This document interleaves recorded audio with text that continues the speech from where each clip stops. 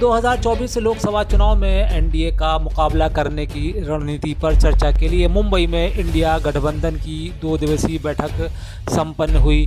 मुंबई के grand Hyatt hotel में गठबंधन के 28 विपक्षी दलों के नेता एक साथ मंच पर नजर आए। इस दौरान मीटिंग को संबोधित करते हुए कांग्रेसी नेता राहुल गांधी ने पीएम नरेंद्र मोदी पर जमकर निशाना साधा। कांग्रेस अध्यक्ष मल्लिकार्जुन खड़गे ने कहा कि पीएम मोदी ने संसद का स्पेशल सेशन क्यों बुलाया है, हमें यह पता नहीं। मणिपुर जल रहा था तो तब क्या स्पेशल सेशन नहीं बुलाया जा सकता था? कोरोना में लोग परेशान थे तब भी नहीं बुलाया, फिर क्या हुआ? वे तानाशाही की ओर बढ़ रहे हैं। वहीं शिवसेना के अध्यक्ष उद्धव ठाकरे ने कहा कि हमारी एकता से विरोधियों में घबराहट है, इंडिया मजबूत होता जा रहा है।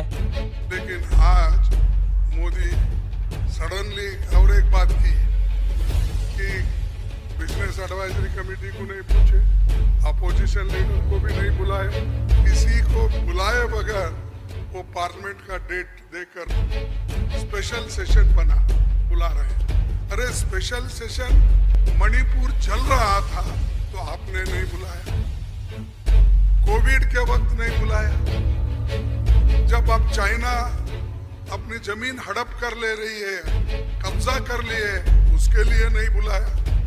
लोग तंग और तबाह, इसमें डीनोटिफिकेशन, ये हमारा नोटबंदी के वक्त परेशान थे, माइग्रेंट वर्कर परेशान, उस वक्त नहीं बुलाया। जब मुल्क अपने मुश्किल में रहता उस वक्त उन्होंने कभी नहीं बुलाया। I am confident that the India alliance will defeat the BJP. The final thing I'd like to say, of course there are leaders who are much more senior than me, but the real work in this alliance is the relationships that are forged between the leaders of this alliance. And I can say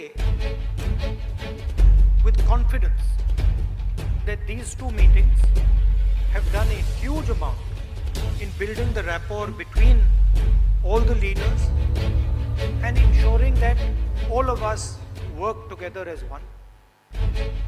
I can see that there is flexibility among all the leaders in the way we are approaching things.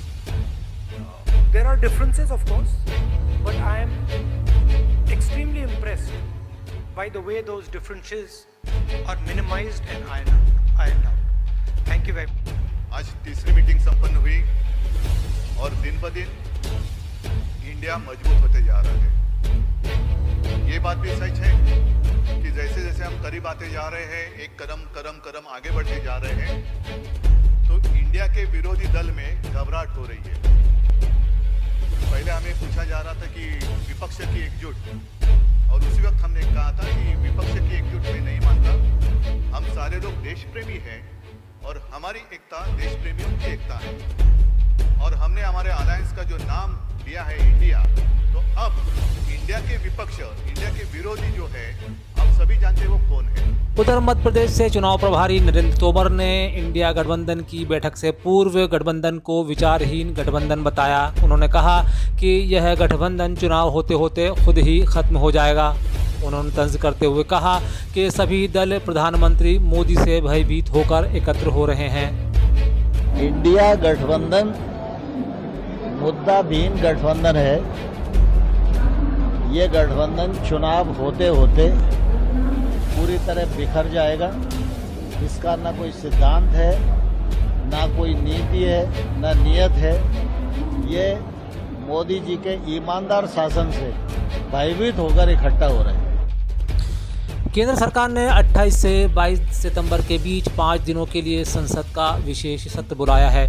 संसदीय कार्य मंत्री प्रहलाद जोशी ने इसकी जानकारी दी। हालांकि संसद के इस विशेष सत्र का एजेंडा क्या होगा, इस बारे में आधिकारिक तौर पर कुछ भी नहीं बताया गया।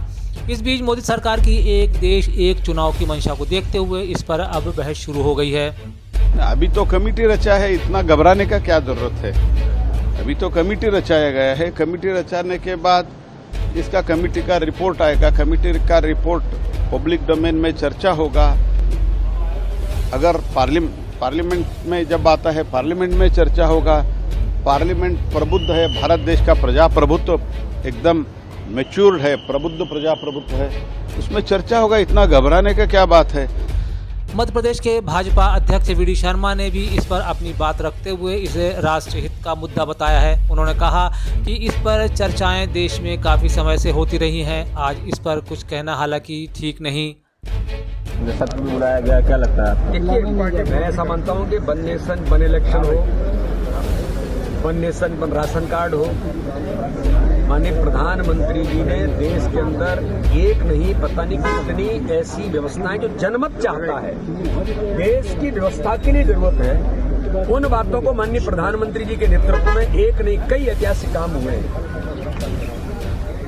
वन नेशन वन इलेक्शन पर भी चर्चाएं समाज के अंदर होती रही हैं और चर्चाएं चल रही हैं, लेकिन आगे क्या होगा नहीं होगा ये तो मुझे लगता है कि समाज का जो हिम्मत होगा उसके आधार पर माननीय प्रधानमंत्री जी की जो सोच बनेगी उसके आधार पर चीजें होंगी।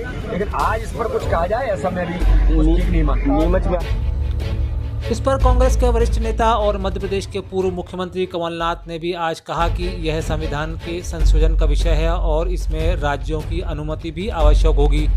कमलनाथ ने यहां संवाददाताओं से चर्चा के दौरान कहा कि यह संविधान संशोधन का विषय है, इसे केवल लोकसभा और राज्यसभा में पास होना पर्याप्त नहीं, इसमें राज्यों की अनुमति भी आवश्यक होगी। संविधान में इसका संशोधन करना है, ये केवल लोकसभा राज्यसभा की बात नहीं है। इसके लिए विशेष सत्र बुलाया जा रहा है। इसके लिए विशेष सत्र बुलाया जा रहा है। मैं खत्म कर दूं। ये केवल संविधान में संशोधन राज्यसभा और लोकसभा में हो जाए तो संभव नहीं है, राज्यों को भी स्वीकृति देनी पड़ेगी। पर जो राज्य बीजेपी के हैं वो वहाँ अपनी विधानसभा बंद कर सकते हैं। मध्य प्रदेश के मुख्यमंत्री आज सीधी की यात्रा पर थे। इस दौरान शिवराज सिंह चौहान ने मेडिकल कॉलेज और सिविल अस्पताल सहित सीधी को लगभग 176 करोड़ रुपए की सौगात दी। वहीं लाडली बहना योजना के तहत बहनों को राशि डालने का ऐलान भी किया। इस दौरान उन्होंने बहनों के खाते में दी जाने वाली रकम को बढ़ाने की घोषणा भी की। भारतीय जनता पार्टी की जन आशीर्वाद यात्रा 6 सितंबर को जावरा विधानसभा क्षेत्र के माननखेड़ा से रतलाम जिले में आएगी।